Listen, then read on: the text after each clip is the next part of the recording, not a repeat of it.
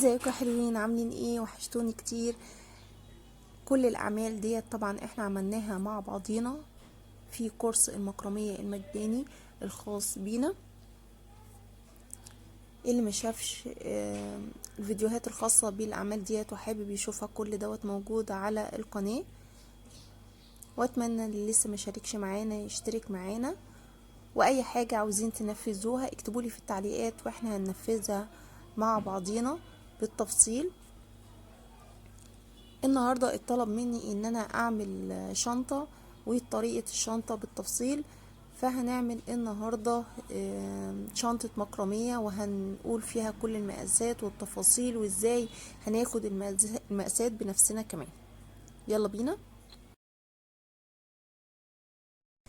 اول حاجة هنبدأ بيها يا جماعة ان انا هجيب 4 خيوط، كل خيط فيهم طوله 2 متر، وهبدأ أثبت عليهم غرزة البداية اللي احنا اتعلمناها ومتعودين عليها في كل الشغل بتاعنا وعملناها في فيديوهات كتير. اللي لسه بيتعلم وعايز الطريقة بالتفصيل برضو لغرزة البداية ولسه ما يعرفهاش يبعتلي وانا ابعتله الفيديوهات الخاصة بغرزة البداية. ال4 فتلات دول للتثبيت بس، وبعمل عليهم غرزة البداية وببدأ اثبتهم على البوردة بتاعي. بورد السباحة زي ما احنا اتفقنا ان هو اهم حاجة من الادوات اللي بنستخدمها في المكرمية، وبثبتهم بدبابيس.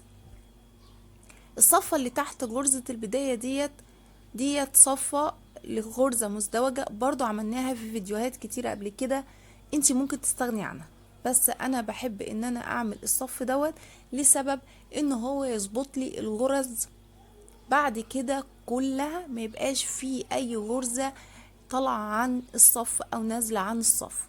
يعني زي ما بعمل ارضية كده ليا، هي عبارة عن فتلة برضو طولها 2 متر، وببدأ اعمل عليها صف غرزة مزدوجة زي ما انتوا شايفين في الفيديو.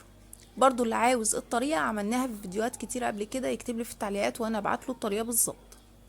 طيب بعد كده نبدأ بقى في الشنطة بتاعتنا، وهي انا هعمل ايه.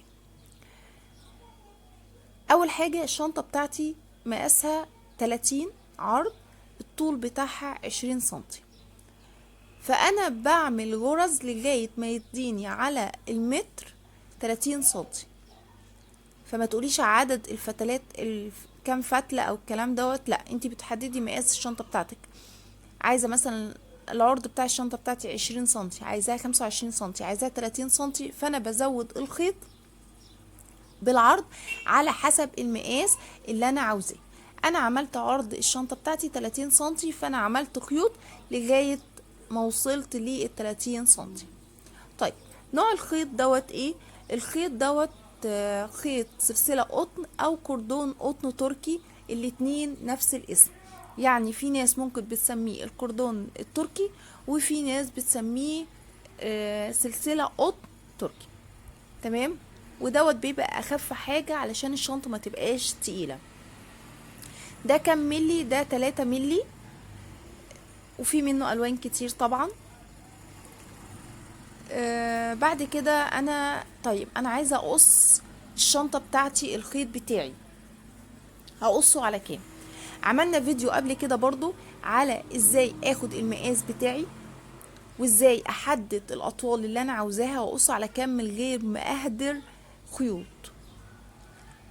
طيب انا قلت قبل كده ان الغرزه المربعه، انا طبعا الشنطه بتاعتي معظمها كلها غرزه مربعه زي ما انتم شايفين كده، بعمل غرزة مربعة. طيب الغرزة المربعة ديت قلنا قبل كده لما اجي اقص الخيط بضرب في 4، ده للفرد، يعني الخيط فردة واحدة مش هتنيه، بضرب فيه 4. اللي عايز برضو يشوف تفاصيل المقاس دوت عملناه قبل كده ازاي، يرجع لي الفيديو واكتبوا لي في التعليقات وانا احدد لكم الفيديو بالظبط اللي انتوا ممكن تروحوا ليه. سمك الخيط بيختلف، يعني انا شغالة هنا الخيط 3 ملي، في ناس ممكن تشتغلوا ب2 ملي. سمك الخيط بيخليكي يختلف في الاطوال، بس الغرزة كده كده بتاخد قد ايه؟ بتاخد 4 في الغرزة المربعة بتاخد 4، بنضربها في 4 على الفرد الواحد. انا هنا عملت قصيت الخيط على كام؟ طول الخيط كله 5 متر. طبعا يعني الفرد الواحد 2.5، يبقى الخيط كله الطول كله هيتقسم على 2، 5 متر. ليه؟ علشان الشنطة بتاعتي انا عاوزاها 20 سنتي، 20 سنتي ظهر، 20 سنتي وش، ادي 40.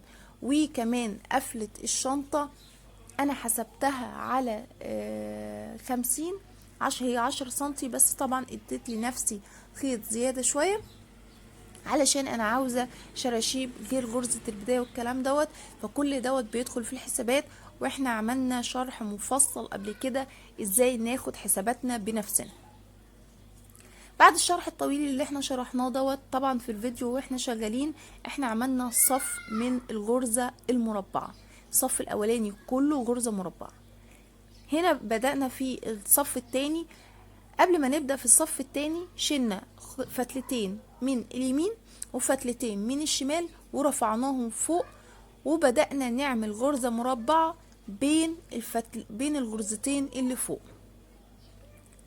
زي ما انتوا شايفين كده. يبقى كل غرزتين في الصف الاولاني بنعمل بينهم غرزتين في الصف التاني، او بمعنى اصح الغرزتين اللي فوق كل غرزة بناخد منها فتلتين ونعمل غرزة جديدة في الصف التاني.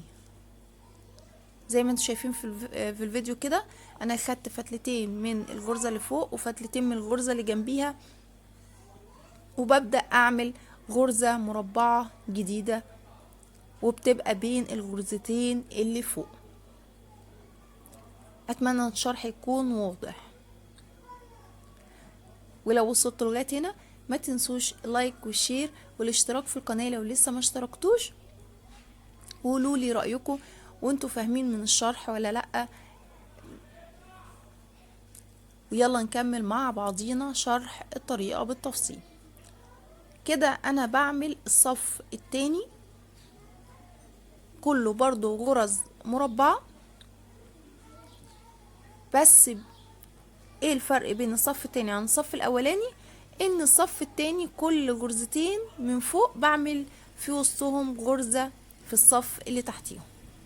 وده السبب في ايه؟ يعني الموضوع مش صعب، كل ما انت كل اللي انت هتعمليه انك هترفعي فتلتين في الصف التاني لفوق زي ما انتوا شايفين كده، وفتلتين من الشمال وفتلتين من اليمين زي ما انا رفعهم فوق في الفيديو باينين كده. هتلاقي انتي قدامك خيط معين كل 4 فتلات هتعملي غرزة مربعة جديدة، وهكمل الصف بنفس الطريقة. كده انا خلصت الصف التاني. هبدأ في الصف التالت. هعمل ايه؟ هنزل الفتلتين اللي انا كنت رفعتهم فوق، هنزلهم تاني عشان اشتغل بيهم. اهم حاجة بقى هنا ودقة في الشغل هيبان في الغرزة ديت. ازاي؟ المفروض ان انا هعمل هنا غرزة مربعة، ما شدش الغرزة جامد من الناحية الشمال علشان الغرزة ما تميلش معانا.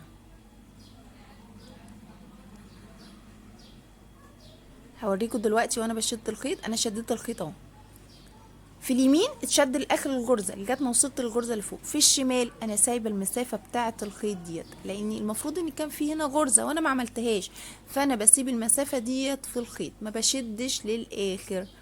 كده الشغل بتاعي هيبقى مظبوط، الصف بتاعي كده هيبقى متناسق. بصوا لو انتوا شفتوا حتى الميل، الغرزه في الميل كلهم تحت بعضيهم بالتنسيق، ونفس الطريقة بعملها في الناحية اليمين. انزل الفتلتين من فوق واعمل الغرزة، وبرضو ما شدش الفتلة للنهاية. يعني في ناس بتشد الخيط جامد، تقولك لا عشان اوصلها للاخر لازم اشد الخيط جامد. لا، مش هشد الخيط جامد من الناحية اليمين، في مسافة هنا، في صف، المفروض ان مكان الصف ده يفضل فاضي. كده عملنا الغرزة كمان من الناحية اليمين. وهكمل الصف بتاعي برضو عادي خالص بنفس الطريقة اللي احنا اشتغلنا بيها. كده عملت تلات صفوف اهمت، وكل الغرز جاية بميل تحت بعضيها بالظبط بالتنسيق. الفضل في الموضوع ده يا جماعة ان انا عاملة صف الغرزة المزدوجة اللي فوق، لاني انا بنيت على ارضية ثابتة. الناس اللي لسه مبتدئة اعملوه علشان الغرز ما تطلعش وتنزل منكم، وبرضو شكله بيبقى جميل، يعني شكله مش وحش. شايفين الغرز ازاي منسقة ومترتبة صح؟ في الاول هقولك اعملي كل صف كامل، وبعد كده ابدأي في الصف اللي بعده. تمام. بعد كده هقولك على طريقة اسرع. طبعا الموضوع هنا كده اسهل. الطريقة هنا طبعا الخيط طويل وبتنين اشد الخيط اطلعه، والخيط كتير والكلام ده فبياخد مني وقت. بس اسسي الاساس بتاعك، يعني 3-4 صفوف في الاول، وبعد كده ممكن تعملي الطريقة اللي انا هعملها لك ديت بطريقة اسرع. اللي هي ايه؟ انا مؤسسة الصفوف بتاعتي مثلا، فانا هاخد بين كل غرزتين فوق في الصف اللي فوق اهوت، هاخد من دي فتلتين ومن دي فتلتين واعمل غرزة. يعني الاتنين هما دي غرزة ودي غرزة لوحدها، خدت من دي فتلتين ومن دي فتلتين، وهبدأ اعمل غرزة مربعة.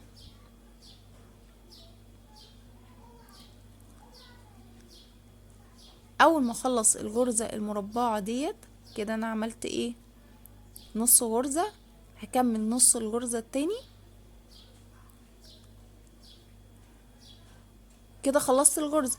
هاخد فتلتين من الغرزة ديت اهمت في ايدي، يعني وانا مسلكة بقى الخيط اهوت، وهجيب فتلتين من الغرزة اللي جنبيها وابدأ اعمل غرزة مربعة.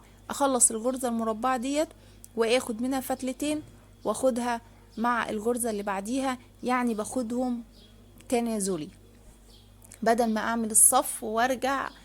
بس ما تعمليش الحركة ديت الا لو عملتي كذا صف وايدك خدت على الغرزة والترتيبة صح، لانك ممكن تتنيكي تعملي في صف واحد وبعد كده تلاقي نفسك دخلت الغرز في بعضيها والدنيا باظت منك. لا، فرتبي نفسك كويس وبعد كده اعملي الطريقة دي. اتمنى ان الفكرة تكون واصلة لكم. انت بتحل يا عم محمد؟ صامت؟ ما تقرا كده وتسمعنا صوتك كده.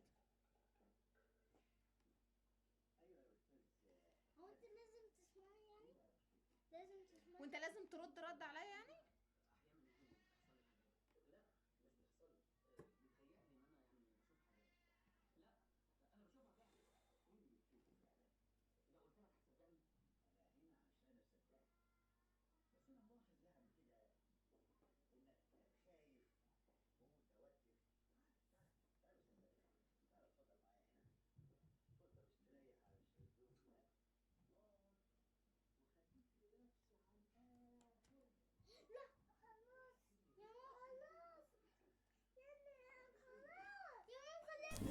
بصوا بقى يا جماعة، ديت اساس، او الشغل ده اساس لحاجات كتير قوي ممكن اعملها بيها.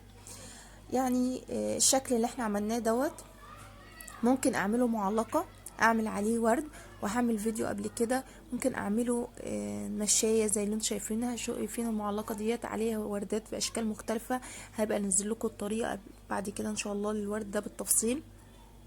فهي بداية لحاجات كتير مش للشنطة بس. طيب هقفل الشنطة بتاعتي ازاي بقى؟ انا بقسم الغرز بتاعتي، يعني مثلا انا هنا عندي 16 غرزة، بقسم الغرز على 4 غرز. يعني بنزل الصف الاخراني، بنزل تحتيه 4 غرز واسيب غرزة، واعمل 4 غرز واسيب غرزة، و4 غرز واسيب غرزة، واعمل 4 غرز، وتحت كل 4 غرز بعمل 3 غرز، وبعد ال3 غرز بعمل غرزتين، وبعد كده بنزل بعمل غرزة واحدة. نفس فكرة طريقة فرع الزينة اللي احنا عملناه اللي هو دوت. اللي عاوز يشوف الطريقة بالتفصيل يعني، او ما فهمش الفكرة، ممكن يرجع للفيديو دوت وهو يشوف الطريقة عملناه الشرح بتاعه بالتفصيل ازاي. كده انا نزلت في المعلقة بتاعتي لمثلثات، ما بقاش صف كامل بقى، لا انا نزلت بيه مثلث، يعني 4 غرز، تحتيهم 3 غرز، تحتيهم غرزتين، قفلت بغرزة واحدة.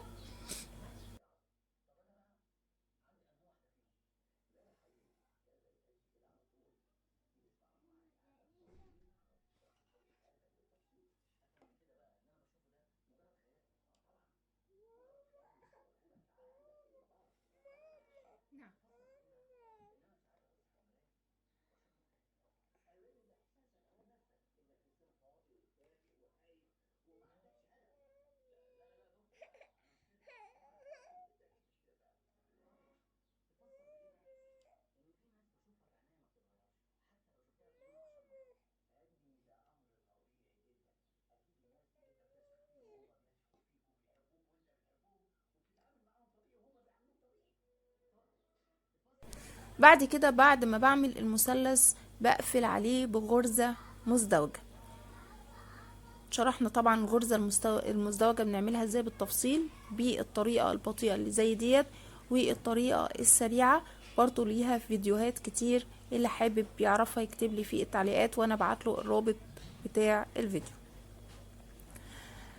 المشكلة في الكورس بتاعنا يا جماعة ان في ناس كتير بتسأل اسئلة واجابتها بتبقى في الفيديوهات، بس ان اللي بيتفرج، معظم اللي بيتفرج على طريقة عمل حاجة، يعني مثلا طريقة عمل الشنطة، فالفيديوهات بتاعتنا مش معتمدة على الشرح بس الشنطة، لا، الفيديو بتاعنا بيشرح تريكات كتير لشغل حاجات كتير. يبقى احنا محتاجين ان احنا نسمع الفيديو كامل علشان نسمع كل التفاصيل والتريكات اللي احنا ممكن نستخدمها في شغل كتير، مش مجرد بس ان انا بدخل اخد مقاس مثلا الشنطة او طريقة عمل الشنطة فخلاص هروح انفذ وخلاص. انا بعلمك في الكورس دوت ازاي تشتغلي مكرمية عموما، مش تنفذي العمل اللي انا عاملاه بس.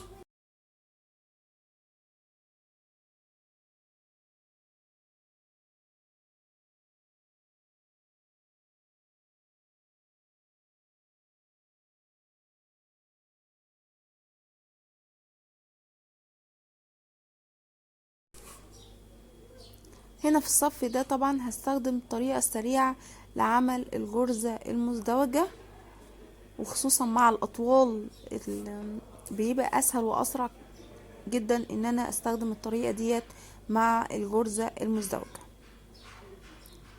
برضو اللي حابب ليها شرح بالتفصيل في فيديوهات سابقة كتير جدا، يعني اللي حابب لسه بيتعلم الغرز ممكن يرجع للفيديوهات القديمة فيها الشرح بالتفصيل.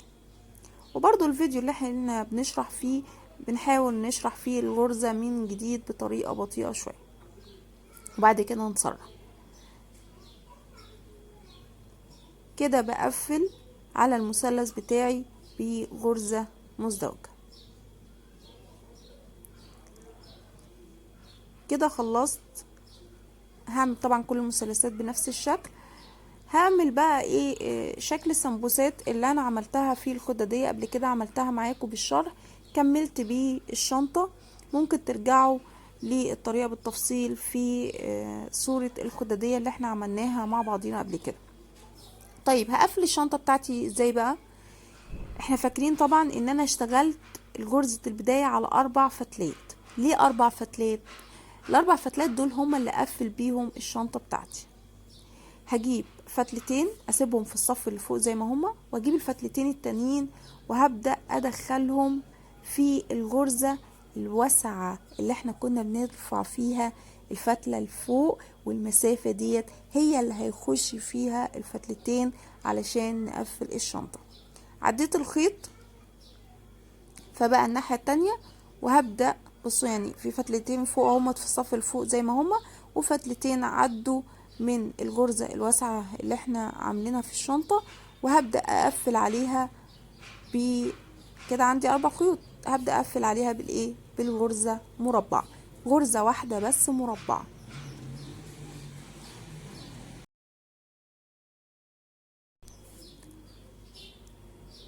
كده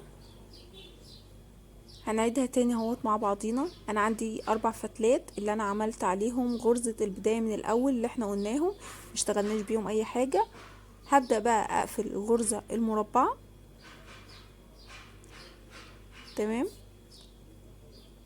وبعد ما اخلص الغرزة المربعة هرجع افصل فتلتين، فتلة اليمين هتدخل في الغرزة الواسعة ناحية اللي فوق، والفتلتين التانيين هتنزل في الغرزة اللي في الصف اللي تحت اهو. بعديها من بعد فتلتين، يعني الغرزة ماخدش فتلة من الغرزة واعديها، لا، يعني الفتلتين اعدي بين الفتلتين برضو. تمام، عشان ما يبقاش في فرق بين الشنطة او شكلها الفينش بتاعها ما يبقاش كويس. واقفل بغرزة مربعة برضو، وهكمل قفل الشنطة بنفس الطريقة ديت لغاية ما اوصل لنهاية الجنب خالص. طب الخيط الزيادة هيروح فين؟ تعالوا نشوف هنعمل فيه ايه.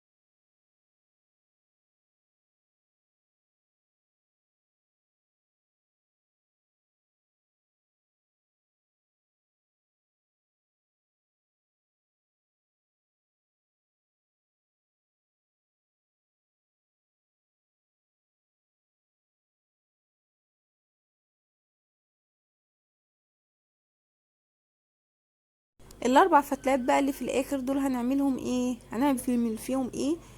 طبعا هعديهم من اخر غرزة الاربعة مع بعضيهم تحت كده. تمام. هدخل الاربع فتلات في قلب الشنطة من جوه، وبعد ما اعديهم باخد الاربع فتلات دول واعمل بيهم برضو غرزة مربعة علشان ابقى قفلت الشنطة تقفيل كويس جدا، لا يبان فتلات وكمان الغرز بتاعتي ما تفكش مني. ببدأ اثبتها بغرزة مربعة بس جوه بقى. تمام. وبعد مش غرزة واحدة، ممكن غرزة 2 3. وبعد ما اخلصها ببدأ ان انا اقص الخيط الزيادة واثبتها سواء بالخياطة او بالشمع من جوه.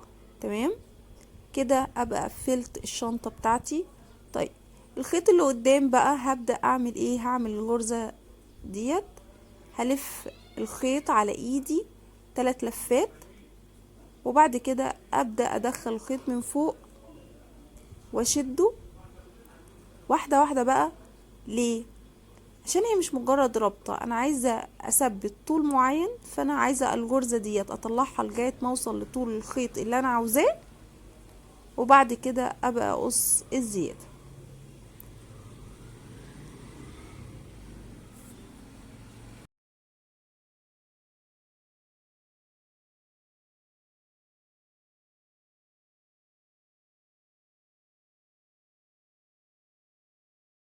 هبدأ اعمل الكلام دوت او الغرزة دي كلها في الخيط الزيادة واقص الزيادة. في ناس بتحب الخيط ده يبقى اطول، يعني الطول اللي انا عاملاه في الاول اللي انتوا شايفينه الطويل يبقى اطول من الشنطة. يعني كل واحد بقى وايه ورأيه وذوقه. ممكن تسيبي الفتلة زي ما انت عاوزة كده مستقيمة، فشوفي طول الشراشيب اللي انتي عاوزاه ويناسبك ويقص الخيط عليه. اتمنى ان فكرتي تكون عجبتكم والطريقة تكون سهلة والشرح واضح، وما تحرمونيش من تعليقاتكم الجميلة، ولايك وشير واشتراك في القناة لو لسه ما اشتركتوش، وقولولي رأيكم في الشنطة. واللي حابب طبعا الفينش بتاع الشنطة، انا مش عايزة الفيديو يطول اكتر من كده، الفينش بتاع الشنطة ازاي عملت بطانة سحرية مش باين فيها الخياطة، ازاي عملت السير، ازاي ثبت الكبسونة، يبعتلي في